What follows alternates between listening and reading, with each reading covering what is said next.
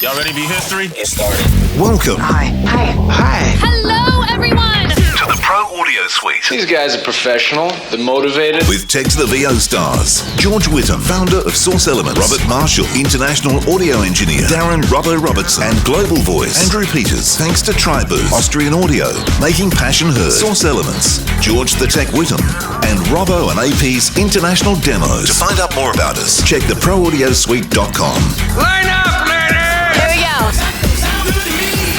And welcome to another Pro Audio Suite thanks to Tribooth. Don't forget the code TRIPAP200 to get $200 off your Tribooth and Austrian Audio, making passion heard. For those of you who are listening, because we have no pictures, so you have no choice, but I'm sitting in a new space at the moment because I've been pulling my studio apart and finding some very strange things that I still can't work out why I bought in the first place. But anyway, they're all getting stacked up in the corner. There's that doob I lost the other Friday night. Oh, God. Yeah, covered in mouse droppings, right? Yeah, exactly. Ew. But, Sorry. yeah, no, that's not good. But yeah, So what was the motivation to do this in the first place? Actually, I've been thinking about it, but then a friend of mine who I've mentioned before, a guy called Pip, who lives around the corner. So anyway, Pip has a big studio in Melbourne, but he also has a set up, shipping container in his backyard down here. And he had left a load of gear in Melbourne and said, look, I need to build a little sidecar to put all my outboard in. Do you want one? And I'm like, yeah. So he built me one, which meant I could get all the outboard stuff out of that huge desk that was ridiculous.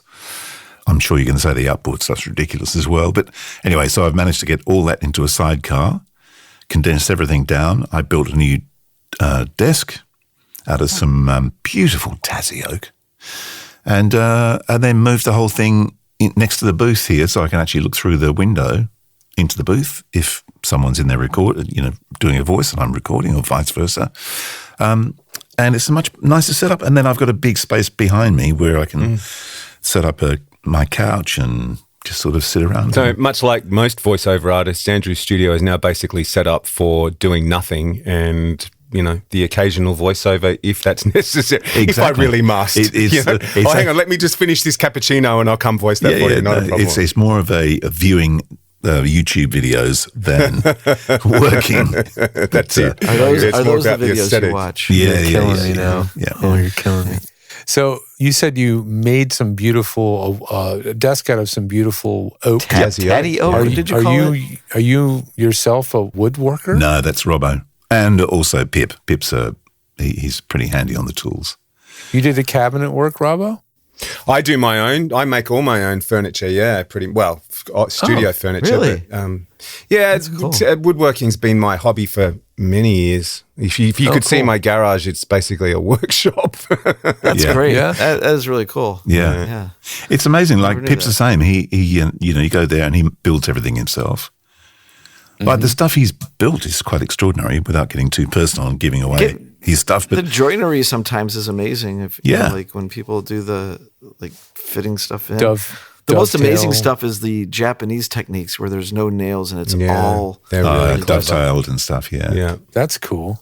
I found I very dangerously found a timber place near me completely by accident. A couple of weeks ago, I was driving the boys to their soccer game on a Saturday morning and drove past this place, went, oh, look, there's timber in there. I must come back and have a look. And I was driving past there the other day and went in and they've got all this reclaimed timber from 200-year-old buildings and all that sort of stuff. Wow, and I was walking in there because I want to redo my studio. And I was walking there the other day going, oh, look at that. Wow, imagine what you could do with that. Oh, look at that. Look at that. I had to leave. We built our tables when we moved out of another country and started our own studio, and we built 3 desks.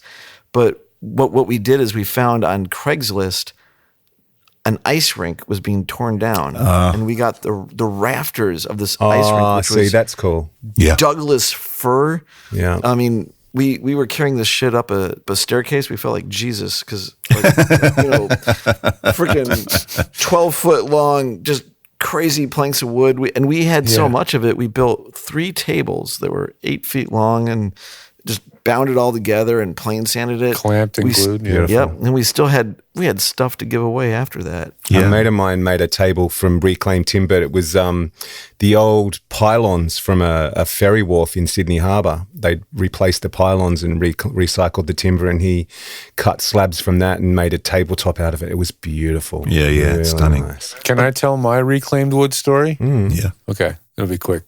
So my old place in Topanga, he had retaining walls to keep the hillside from running in down and taking out one of the houses because there was like 4 buildings. And when I moved in there, he said, I'll tell you the story about where this timber came from. And it's a long story, but I'll abbreviate it. It was the Santa Monica Pier. Oh, cool. Wow, that's cool. See, that's so cool. The pier had like taken a huge hit in a storm, and they knocked out a big section of it and took all that creosote soaked timber. Is that like oil that they soak it with? Yeah. Yeah, nasty That stuff's stuff, illegal right? now. You can't. Right. Yeah. So they were going to haul all that timber. He was driving along down PCH, saw the wood on the trucks, and he knew this job was going to be a big job. He had to sink all these pilings, to build these retaining walls. And he saw that, and he was like, holy crap, opportunity. This guy was the king, or is the king of like reclaiming stuff. Yep. And so he bought the lot. He stopped the driver, and he told the driver, I want the lot. And they're like, fine, you want the lot? You got to buy the lot. You can't take a third of this. You're taking the whole freaking thing. Because they were going to drive it to the desert and bury it in a pit. Wow. Not even kidding. So he had to buy the entire load of wood. But he would have sold that for a fortune, surely. I don't know. He must have sold some of it. In a way, it's like, why did he have to buy it? He just saved them all the gas. They should just. Yeah. I don't think he had to buy it at all. He had to take I should say he had to take the lot is what I meant to say. Yeah. So he was saving them money, and he was getting all this free wood, but getting it to his house is a whole nother story, because planks of wood are heavy soaked in creosote is much heavier. Yep. Totally. So that was pretty wild. Yeah. But that's cool, man. I didn't know you had that hobby. A really good reclaim thing is bowling alleys. Yeah. I've seen desks. I've seen kitchen that'd be countertops. cool. Yeah, like they make just really good surfaces.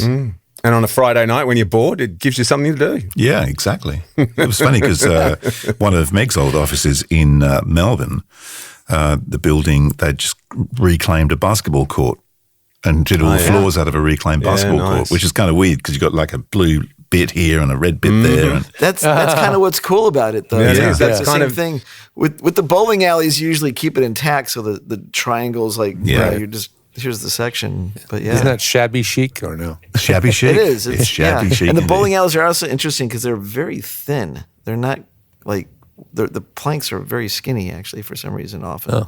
Oh. Yeah. Yeah. Well, this desk is interesting because I went down to the timber place to buy a slab of Tasmanian oak, and they had sold out. They didn't have any. It was a special order. And then Pip said, come by my joint and I'll have a look what's under my house. So we went there, and there was because it's a big building. He's got a big factory where his studio is. So as people have built, music studios in there and video editing studios in there and whatever. One of the studios, they decided to reconfigure the whole thing. The people had moved out, and it was one huge, long desk made of Tasmanian oak, funnily enough. And they were about to chuck it in a skip, and he's like, hang on, I'll have that. So he cut it into lengths of about 1.7, 1.8 meters and chucked it in his trailer and brought it home. So I got down there, and he said, have a look, see what we've got under the house, and pulled this piece out, which was covered in rat shit and rat piss, and some fucker had used some orange lacquer shit all over it. And anyway, it's amazing what a bit of a clean and a belt sander can do. Mm-hmm. Yeah. Nice. Yeah. There you go. I mean, it's really you belt sanded the rat shit into it. Right? History. That's the thing, though. Don't you find? And I actually know from working on other podcasts that there is some psychology to this. But sitting down at a desk that just feels good, you know what I mean? You sit down and your desk is tidy, and you look at the desk and you go, God, that's a beautiful desk. It makes you want to work. Yeah. I really find that. Aesthetics I do. are key. Yep. When you sit down, because the last 9 weeks I've been flat out, the boys know why, and I can't say any more than that, but I've been up to my ass in work, and my desk was a fucking shit fight. If you could have seen it, there was stuff everywhere, and over the weekend I cleaned it up, and I sat down this morning and actually went, wow, it was sort of like this weight off my chest almost. Oh, yeah. It's funny because I even want to take my Amic Big, which is, like this old analog desk. Yep. And I want to take the original armrest off of it and the sides off of it, which are these like kind of plastic, gooey, I don't know, like the 90s, kinda like that soft. And I want to put rounded wood sides on it, kind of make it look a little bit more like a Trident, if you know the look of a I know Trident exactly. board. Yep. And for some reason it's like, why? Like, what's the functionality in that? It's like, there's none. It just would look really great. Yeah. You know? Like, It's amazing, isn't it? Like even with this rebuild, because I had to pull everything down, so I had to find a new way of recording. So I went out and bought a new laptop, which we can talk about, because I bought a Mac Neo. Neo. Oh, you did, yeah. And I've chucked that in the booth because there's no fans and stuff, so it's perfect. So that's in the booth and I can actually work there. But it's also really cool for doing remote sessions where either you're doing Source Connect, which I'll probably do through this one anyway, but I can control stuff like we're doing a Zoom session where I'm recording at my end instead of, every now and then popping out to make sure the thing's still recording out here. I can do everything on the laptop, which is, but it's just made life so much easier. Streamlining. those things I think those Neos are a very good option for voiceover people. It's just the right amount of power, just the right number of fans. Zero. Like none. Yeah. I only saw them exactly. for the first time the other day. I was walking, I had to go and get a script made up, and I was walking through the local computer store or, department store while I was waiting for the script to get made up, and they were sitting out and I was walking in the Apple department. They're really nice. Yeah. They are. Yeah, they look pretty cool. I mean, you can always tell when Somerset walked in, first time to do a gig with the Neo sitting there. She went, I wonder if they're going to do laptops in that colour. What color did you get? The silver? Indigo blue. Indigo blue. Look at that. Yeah, it looks pretty cool. Looks Nice. good. And pretty cool interface too, from what I saw of your photos. Oh, the PASport VO. Oh, yes. Exactly. Yeah, exactly. No, that works really well. Works on the Neo. Yeah. Yeah, works on the Neo. There you go. Sorry, Toby. You know what I'm talking about. Yeah. Anyway, there you go. I'm glad it works well for you. I mean, every time there's a new system, a new Mac, a new anything, it's always like, is it going to work? And when something's built around a rock solid, proven chipset and firmware, unless there's like a sea change, like when things went from 32-bit base to 64-bit, that was a real, line in the sand. I have several products made by Sound Devices, the USB pre, that just were bricked. Yeah. Yeah, they don't work. The whole lot of the old really nice FireWire interfaces, you just can't get them to work anymore. No. Yeah. And that's a it's bummer, like, right? It is a bummer because sometimes they're like, oh, this is all I need. I know. I just reluctantly threw my old 002 rack out because I couldn't do anything with it. It was just like, well, no point. I just, being the pack rat, I just paired up the M Audio Pro Mix. It's like their version of a 002 with the faders. But I paired it back up with a G4 that I had working. I was like, there you go. You guys are a nice pair together. A My G4. God. I still use those things for remotes. Yeah. Like I did that whole, that Christmas concert with a G4. Yeah. Again, it's an appliance. When you have something that's locked in time and it can't update and it still works and it's solid and stable, when will it stop being useful? I mean, at least for that one particular task. Well, true confessions, my old cheese grater Mac is still sitting under my desk. I use it as a server for the hard drives, and I've also got another one that stopped working in the garage that I use for parts to keep the other one running. So we still use our cheese grater in the studio for our server to serve up the fiber channel drives. Yeah, they're great and for that. And our so FTP good. site. Yeah, they're really handy. Those were such great computers. Just open them up, 4 drive bays in That's them. right, exactly. Drag 3 them out, extra change them PCI over. slots, Yeah. like really easy to use. Like two front-loaded CD trays if you want it. Yeah, I only had the one, but yeah, that's the other thing that they're worth keeping for, because that's the only CD player or DVD player left in this house too. If I want to go back to anything that because God knows I still got a few bunches of CDs stashed away behind me in the cupboard there. How will you know when the project's finished, DP? Do you ever finish? That is a very good question. Do you ever finish building your studio? I don't think you do. No, probably not. But no, I think I think I will be getting close. As soon as I get that other bit of room finished, that's it. I'm done. Well, then you sell the house. And then we sell the house and have to start again, of course. Yeah, that's right. Exactly. Tell you what, this is getting, my end's very crunchy. I'm looking at my waveform. That's something else I I'm not need hearing to set up. crunchiness. I'm hearing phasiness, but not crunchiness. Everything's good over here. Yeah. Just because you're far from the mic right now. Yeah. It's finally not my fault. But I'm, Yeah, Robert's got decent audio for a change. Far out. Yeah. You must be I'll have to tired. do something. It was really weird. I was like, who am I listening to right now? I'm hearing the full frequency spectrum of your voice. It's weird. You see, the thing is, like he can't this- fuck with me anymore now because I can just regen it. So, you know, yeah. that's it. That's Exactly. right. Yeah, damn it. Speaking of regen, it's a tangent episode. How much is that being used now in production? Is that haven't making used waves, it, so to speak? I haven't used it for anything. That's Yeah. Yeah, I've had no need, to be honest. Yeah.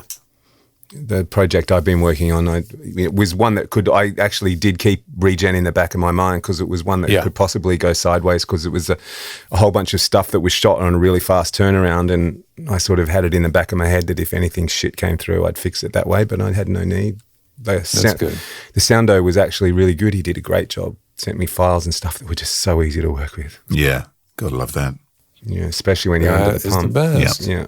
now that we have tools that can fix anything, everybody gets their act together. Exactly. Well, it's the problem with the AI stuff, and we've said this 100 times, is it's not predictable.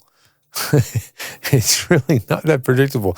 I have a client who uses it to make his thumbnails for YouTube videos. Regen? And AI. He uses AI. whatever dumb AI thing. I don't know, whatever he uses. You know, it's AI. And so he makes thumbnails. And the other day I looked at his video on YouTube. I watch YouTube on TV. So I see his thumbnail and I go, I know that's supposed to be him, but it does not look like him. Like if he was in a lineup, they'd say, no, that's not him. You know what I mean? Because it's an AI rendition of what he looks like, but it's not actually what he looks like. But he used it on his thumbnail anyway. I guess, well, he looks better than me, so I guess I'll use that. Exactly. It's so bizarre. Yeah. Oh my yeah. gosh. Oh my gosh. So what weird stuff have you guys found? Because I've found some really weird things lying around here. I've got the Telos Zephyr, which is not that weird, but that got dug out. I've got a Korg M1 box. That's worth money. Yeah. Like I was a gonna rack say. M1. Yeah. That's worth some bread. That's a classic synth. It's old enough now to be desirable again? Oh, gotcha. Some of those digital ones are starting to hit again. Like for example, like a Roland D50, which is like the LA synthesis one. Right. A DX7 will catch some dough. But an M1, that's FM synthesis, right? The M1 was Korg's. I forget exactly. It was probably like wavetable, not necessarily FM. Oh, 'cause that might most have of been the- wavetable. Yeah. most of the FM stuff was Yamaha, like the SY55s, and they began combining FM synthesis with wavetable, like using FM for the. But I mean, the M1 itself was like one of the first like sample based ones where shit began sounding really real. You know, like holy cow, the M1 piano was like, I've got a piano. So if you want any, I forget who would be like maybe. I remember we had Cure. one in high school. We had one in 1994, 95 range high school. Yep. And it was just the cool keyboard, you know? Yeah. It had the coolest sounding patches. We in was high school pretty we had the serious. DX7s, and then the station that everyone wanted was the Akai MPC 60. That thing was just like everyone wanted onto that thing. The patches on it were awesome simulations of real instruments. Yeah. But yeah, the M1 piano, it's most iconic for the 90s house music. Ah, yeah. A night like You this. think of that, it's like, that's M1. Yep. Yeah.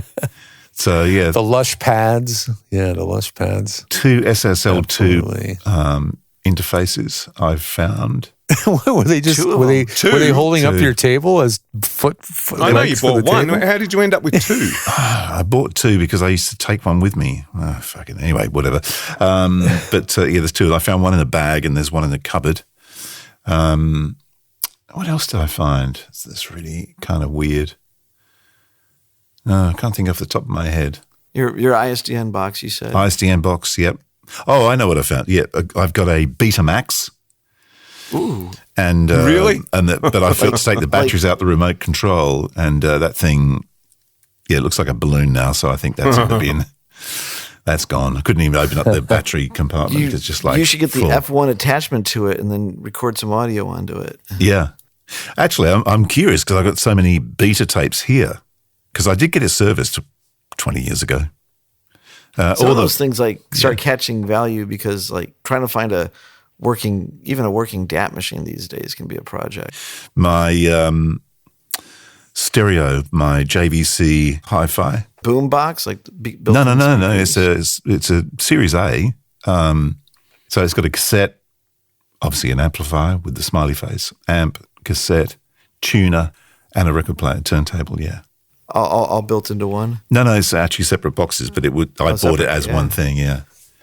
Okay, cool. So that's pretty cool. So that's going to be getting used when I'm sitting here between YouTube videos. Yeah. Well, there you go. Yeah. So interesting. What's this beat?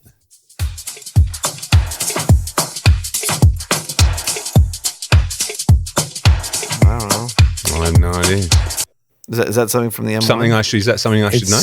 It said it was, but it says it was made with a Fruity Loop Studio Contact and Korg voice samples. Was it I don't Fruity know. Loops?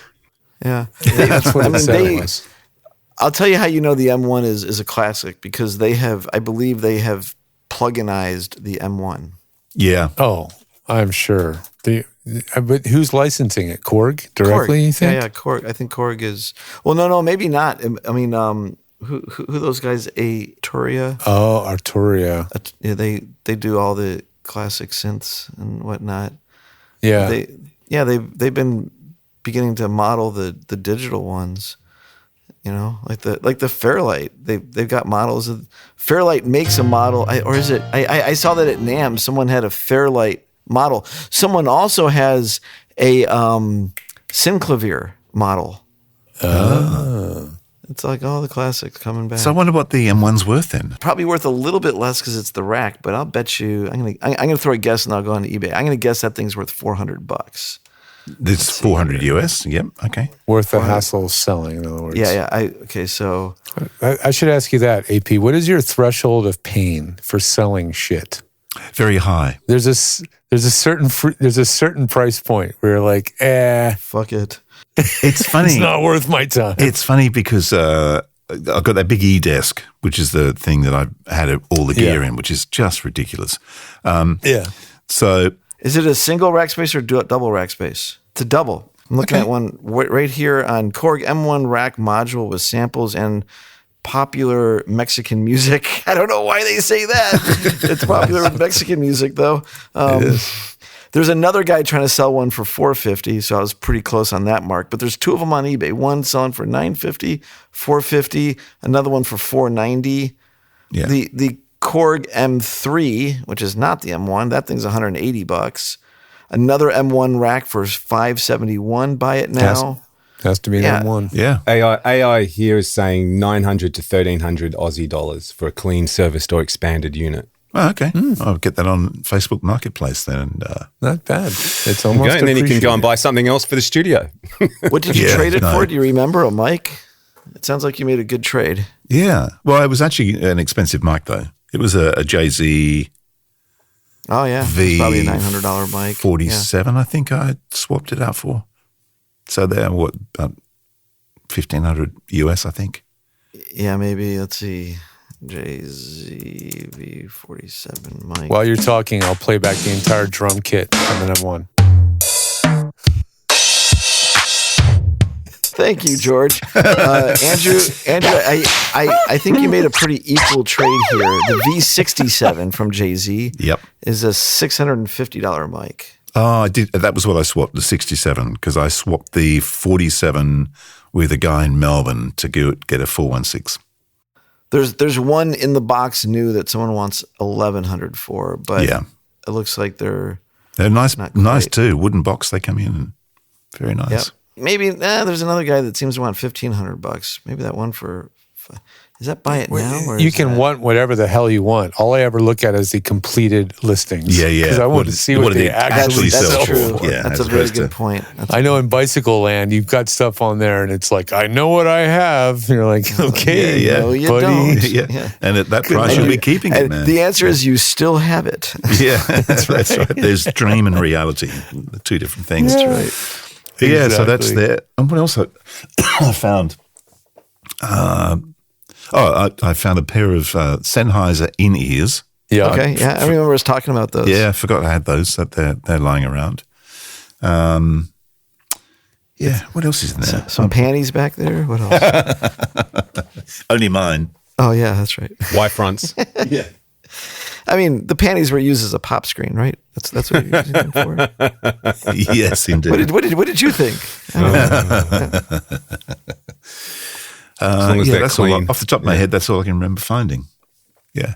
Oh, I've got so many mic stands. I have no idea why I've got so many. Music stands, I've got too many of those as well. You might have to record a choir one day. You Yeah, I never know. Well, I can certainly supply mic stands and music stands for them. That's right, exactly. Yeah, or an orchestra. I was or something hoping like that. to tell you what my weird thing that I found by just playing a sound from it, but I don't have any 9-volt batteries, Oh, damn so I it. cannot. Oh yeah. Andrew, I was going to say disappointing. you've got the Korg and you don't even have a controller for it. I've got a keyboard, so it goes straight into a keyboard. You do have a keyboard. Okay. Yeah, So it goes into that's a controller. it's a MIDI. Yeah, A MIDI. controller. Yeah, You have something with MIDI, yeah. Yeah, MIDI controller. yeah. What kind of keyboard do you have? That's a very good question. I can't remember. Sound something from memory. It's not in here. I put it into the shed because it was Oh, okay. taking up too much room.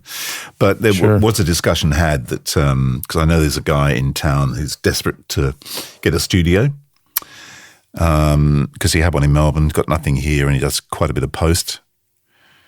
And I'm kind of thinking, you know what? Maybe you would like to come and work from here for There you go. a price, and then just rent the joint out as well. There you go. It'd be less Live lonely, in a wouldn't you? Soundos town or something. Yeah. Everybody there. You just have somebody else around to talk to, wouldn't it? Yeah. Well, no, because I've become so fucking, Picky about how you have your stuff. you just can't be bothered talking to people. And also, they always do stuff that you don't want. Like, don't touch that. What are you doing? Why are you adjusting the levels on that? Or if the guy comes over to their work, you could be like, I don't like that sound. No, that Yeah. one's good. Yeah, Like, yeah, just start Yeah. And all of a sudden, I come in to do a gig, and it's like, where's that gone? Yeah. I know, Yeah. I know. Yeah, no. And the temptation would also be there to go, who the fuck voiced that? Yeah, What's that? yeah. Can that? Why can't he pronounce that word properly? I What's can going do on? better than that. Yeah, exactly. Yeah, exactly. Fuck, do you want me to go and do that properly for you, mate? I mean, come on, seriously. Yeah. Exactly. So yeah, it is tempting, but it could also be really annoying. Yeah, I think it would be. I think it would Do become you annoying. have like I can't outside imagine. access? Can someone get into your studio without going through your living room or your? Oh yeah, Yeah, because yeah, it's he's a in a separate garage. building. Yeah, It's a separate building. yeah, I never knew that. Oh wow. Oh, yeah, Okay. it's posh. Yeah. yeah. Well, it was a garage, but it's not anymore. Yeah. But I know, because I yeah. thought about renting out my booth too, and it's just like the idea of people coming in and out of our I can't place. imagine sharing my space with anybody. There really wasn't yeah. that much traffic, right, George? No, there was none. Yeah. And then people need it when they need it. I'm like, oh, you need it now? Like, no, I'm no, at the no, no. beach. Yeah. I'm riding my bike. Yeah, I'm humping my girlfriend. That's right. I mean, and let's be honest. Let's be honest. If we're not in the studio, you're usually doing something else anyway. Because I mean, you know, you spend so much time in here that when you do get out, you want to go and do something. Yeah. About Yeah. you guys. but Sometimes I that's go how in the house and watch YouTube videos, but usually I do it from here. YouTube. YouTube videos. Did you guys see my new piece of equipment on the shelf right here? That you I guys can can't see a in the drawing or podcast? something. What's that? Is that an Etch a Sketch? Yeah, it looks like an Etch-a-Sketch, doesn't it? It looks like an It's like old monitor. Oh, yeah. It's like a computer vintage, monitor. like 14-inch computer monitor with the CRT removed and a picture of me poorly scrawled is that on a what you piece did? of cardboard. It's stuck That's in the middle funny. of it.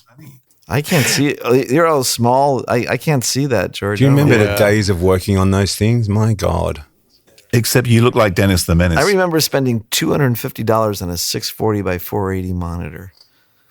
I remember spending $1,000 on a big 19-inch monitor that was a pain in the butt to carry. The thing was heavy. Well, I'll tell you what, I'll circle back to modern times. One of my clients has the Apple display, whatever the current one's called. Is it called the Studio display? I think that's what they call it. Not the Pro one that was like $5,000, but it's like a $1,600 Apple display. She's had to get it fixed twice now. Oh, geez. Oh, really? Really? Yeah. Wow. This is the absolute worst deal in all Apple products. While the Neo is an incredibly good value, the Apple display is a terrible value. I've never, like, it's like a lot of the Apple accessories, like the keyboards are really nice, but they're not nice enough for the extra price. Yeah. It's well, like, the trackpad I can't replace because nobody makes a trackpad that does exactly what the Apple that's trackpad true. does. That's so true. that There I are can't some get away with. details. Like the Apple, if you look at an iPad and then they make this stand/keyboard for it, it's like, are you kidding me? I think that stand keyboard is like $400 or $300. It's like, forget it. Buy a MacBook Neo. Yeah. Like, Yeah. it's- Well, I got some crazy free stuff too. My client, I was getting rid of things that, he can't give his kids because he doesn't have any. He gets the stuff. So I walked out of his house with an Apple Hi-Fi. And if you guys don't know what that was, this is Steve Jobs, his baby. In 2006, he said, this is the only speaker I listen to. And he came out with the Apple Hi-Fi. It only has a line in on the back and a 30-pin iPod dock on the top. That's it. Fortunately, you can buy a Bluetooth adapter that plugs into the 30-pin. It turns it into a Bluetooth speaker, and I have one. I got it for $20. yeah. But so anything you have laying around that has that stupid 30-pin, Yeah. you can now breathe new life into Well, it. you've with just a solved my Bluetooth problem for adapter. me because I actually do have that issue. Well, there is also I can't believe there it. is also I can't believe because I bought the 30-pin to Lightning adapters because that Alesis that you gave me. yeah. I Well, got that's it what's on working. this thing. It was one of those clock radio things that you used to dock your phone on Yeah. next Yeah. to your bed. Yeah. And I want to use They're- it in the boys' bedroom because they want to be able to play music. And I've had this thing lying around forever. And I thought, great, it solves two problems. Gives them a clock in their room so they're bedtime, school time, blah, blah, blah, and all the rest of Yeah. it. And then I thought, how's that going to work? But I know. There you go. They're You've in just every solved my they're in issue. every hotel in the United States almost. Yeah, and they still Freaking- have 30-pin adapter. It's 30-pin Yeah. thing. So yes, you can plop a Bluetooth adapter for $20 US and turn it into something useful again. So Steve Jobs didn't care about stereo. He just wanted Yeah. one speaker.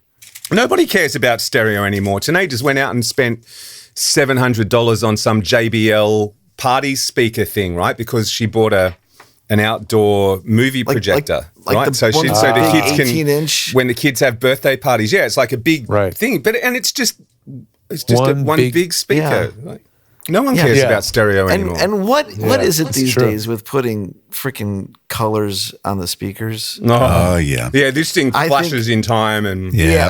I think it's the dumbest. Like, let's make our speaker look cheap. Did it also come with a wireless handheld mic? yeah. Yeah, I know exactly what Yeah. they're selling at Costco in the States for $3.99. They sell Yeah, those. okay. Yeah, Yeah, that's about- that's those probably things the can same put here. out some serious bass. Oh, those things are loud. Oh man, Yeah. this thing's really loud. She connected it to our TV to test it. And I just thought I was to see how loud this thing goes. I just went crank, nearly blew my bloody head off. Yeah. you can do the Howard Stern thing with them. For those Well, who the know. hi-fi, Yeah. the hi-fi, I noticed wasn't as loud on batteries, which I expected, right? But I looked at the specs and I couldn't find any because Apple doesn't post specs, but the Russians do. So if you go to the Russian Wikipedia page found for me by ChatGPT, it said the speaker is rated at 300 watts RMS, 600 watts peak. Jesus. which is quite a lot for a It's speaker. not that big. Portable. It's a maximum output before distortion is 108 decibels. This is this pretty Apple speaker you're respectable. talking about? Yeah, it's That pretty thing loud. is serious. And What you is it, put an D 8-inch batteries speaker? in. An 8-inch No, or not 6-inch? even. It's got like a 6-inch or 5-inch driver in the middle for the bass, and then it's got one full range driver on each side for the stereo. And a tweeter or It's two-way, but it has Two-way. it's stereo, so it has a two-speaker, like a boombox. Yeah. It's the size of like a medium small boombox, and in the center of it is the woofer. Because this thing was $600 US, which is why it didn't sell. Everybody's like, I don't want a $600 speaker, but and this is before Bluetooth, and it wasn't that portable. Runs on 6D batteries, but it. you wait, you can't plug it in the wall? You can. You Yeah. can, okay. It plugs in. My client even had the bag for it. Nobody has the bag for it, Yeah. but I have the bag for it. And it has a flap that zips open so you can leave it in the bag and use it without it getting Does it beat have up. grill protectors for the speakers, or is it just tiers of speakers? Yeah. It's got a grill over the speakers. I mean, you guys can't see, but Yeah. here's the grill and there's the drivers. Oh, wow. Oh, it is Oh, no, I'm ported. sorry. It's ported. ported. Yeah. Yeah. Yeah, sorry. It's got ports. But interesting, no tweeters. I mean, no silk dome tweeters. Yeah, Just, these are full range drivers. yeah. And they're pretty. It's a very mid range forward speaker. I'll just Sure. tell you that it voices anything with vocals like clear. The vocals are Well, for obvious really reasons, I guess. crystal Makes clear. sense. Like I was listening to Sarah McLachlan Yeah. lately. If you want to hear a nicely produced album, listen Oh, to that her stuff is good. Yeah. Yeah. latest album. Well, everything she's done is beautifully recorded and produced, but the latest album is particularly interesting. I was reading about it, I think in Recording or Mix or one of those magazines, and reading the engineer who produced it and hearing the detail of work that went into producing its tonal palette, just all the sounds. It's not just conventional instruments. There's like all kinds of layers of stuff. But anyway, it's a fun speaker. I don't know where I'm going to put it because I already have speakers in literally every room of my house times more than one. Where was Sarah McLachlan's album recorded? Was it in Canada? Most of that stuff's in Canada. I think. Yeah. Yeah, perhaps. I have It to was look recorded in the studio. Yes, it was recorded As in the opposed to a studio. bedroom. Yeah. Indeed, it was. Yeah. Yes, only the best. Only the best. My college engineer professor at Virginia Tech was obsessed with Sarah McLachlan even back then, and I think it was because this stuff was so beautifully. Yeah, I saw her Engineers. in concert play with the Chicago Symphony because Oh, nice. her keyboard player is a Source Connect user, and just one of those things. Every now and then, like there's some sweetheart person, and the guy remembered that we were in Chicago, and he's like, "Hey, I'm in town," and got some tickets, and I was like, "Let's go, Sage," and that was pretty awesome to see. Yeah. Oh, no doubt. She's a good performer. She's got a great voice. Yeah, beautiful sound, beautiful tone, interesting songwriting. Not everybody's cup of tea, but I sometimes I get past the songwriting just to hear the music. I think the doesn't- worst thing that happened with her is she got a little bit too associated with the look at this cute dog. Don't you want to adopt it? Oh, you mean her music just got Well, she got repurposed? used on some sort of spot for Save the Dogs. And it just got played into oblivion. Yeah. Yeah. But, was that Beating the Dog? Yeah.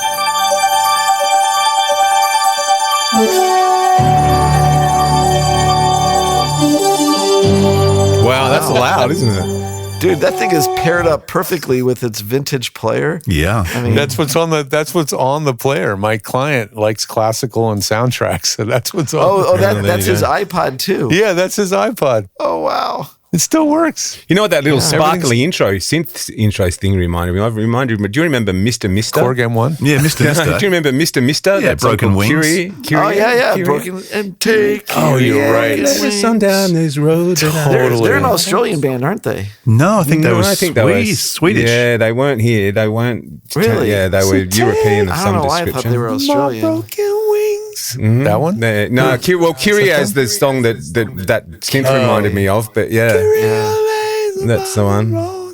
That's right. There was so much beautifully produced music of that era. They were in the club of trench coat wearing bass players. I don't know what it's like over there, but 80s music here has never gone away. I hate to say this, but Mr. Mister are actually from Arizona. Are they really? Mr. is from Arizona, really. How about it? There you go. But yeah, it's never really gone away here, 80s music. And I firmly believe, look, I mean, I think there's a couple of things, but I mean, the thing that really I find interesting is when you talk to these guys, and mostly they're Aussie bands that I've met, but they all used to jam together, right? Before they became bands, or even when they were bands, right? They would just jam. They'd just get together and play. Oh, check this out, blah, blah, blah. They played for the love of it. And I wonder now whether there's this, because now there's this complete flip. It's just all about, do I look good and how do I make money? That and producers. And producers. Yeah. But the whole music side of thing has gone. Yeah. There's not, I mean, the ones that are playing together tend to be more some of the metal stuff. Yeah. But the pop stuff isn't so, like the pop stuff is all overdubbed and built up by a producer more so these days than... But there's still some indie rock. I mean, you got to dig. Oh, I'm not bagging on the radio. Bagging current music completely. Yeah. But there's just there's no Eagles, there's no Beatles, there's nothing that has any longevity if you go back in the last 20 years. There's a couple, maybe Taylor Swift, I suppose, and a couple of others. But when you look back further than that, there's all these bands like AC/DC, Metallica, blah, blah, blah, you could name that have this longevity that's still existent today. But when you go back the last 15 years, there's really only one or two. I don't know. You can go back and you can say Radiohead's got longevity. There are... I wouldn't say just 80s and 90s, definitely. Yeah, there absolutely. are bands that have longevity, but what's cool right now among my kids' era and APs and stuff is the 90s. In the 80s, right? The 80s. My kids into 9 Inch Nails now. Yeah. Well, it's good they're into carpentry. I mean, that's something that they can have under their belt. Now that's what I say is a full circle conversation. That's right. There's the out. Well, that was fun. Is it over? The Pro Audio Suite, with thanks to Tribooth and Austrian Audio. Recorded using Source Connect. Edited by Andrew Peters and mixed by Robbo. Got your own audio issues? Just ask Robbo.com. With tech support from George the Tech Whittam. Don't forget to subscribe to the show and join in the conversation on our Facebook group. To leave a comment, suggest a topic, or just say g'day, drop us a note at our website, theproaudiosuite.com.